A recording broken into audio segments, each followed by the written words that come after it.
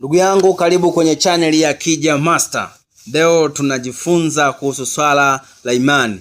Imani yenye matendo ni imani yenye ushindi, lakini imani isiyokuwa na matendo ni imani ambayo isiyokuwa na ushindi. Mfano, wewe ni mfanyabiashara ambaye unafanya biashara, duka lako ni la kawaida tu, una mtaji mdogo. Unatamani baada ya miaka miwili au mwaka mmoja uone mtaji mkubwa wa kibiashara, ikiwezekana ufanye biashara kwenye nchi yetu na nchi jirani. Kwa hiyo sasa, kama umeamua kufanya hivi, lazima ufanye biashara kwa juhudi, uongeze miradi zingine, na pia ufanye research na uwe karibu na wafanyabiashara ambao wanafanya biashara nchi zingine, ili usave pesa na pia na wewe siku moja uwe mfanyabiashara mkubwa. Usiishie tu kusema, kuamini bila kufanya matendo. Kwa lazima utengeneze njia sahihi ya kuikaribia hiyo imani yako unaiamini ndani ya moyo. Usiishie tu kuamini. Na pia wewe amkini unaweza kuwa ni mwanafunzi, unatamani mtihani wako wa mwisho upate division 1 au division 2.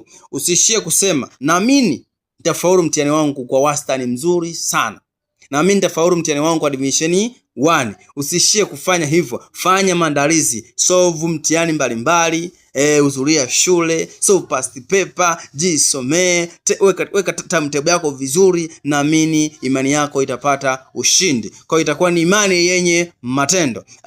Niwakumbushe tu, kuna watumishi wa Mungu ambao wanakuwa nawaambia, njoni leo kuna maombi ya kupokea viwanja, njoni leo kuna maombi ya kupokea mke, njoni leo kuna maombi ya kupokea gari. Mpendwa katika Kristo, nikukumbushe tu, hakuna maombi ya kupokea gari. Hakuna muujiza ambao unaweza kusababisha wewe upokee kiwanja. Kikubwa tu ni kuamini. Kama unaamini, bana mimi sina kiwanja, ila tu Mungu sasa mwaka huu nataka na mimi niwe na kiwanja changu. Naamini Mungu aliniumba mimi nitakuwa na kiwanja. Ukiishi ndani ya hiyo imani, basi fanya matendo kwenye hiyo imani, ili hiyo imani ijipate ushindi.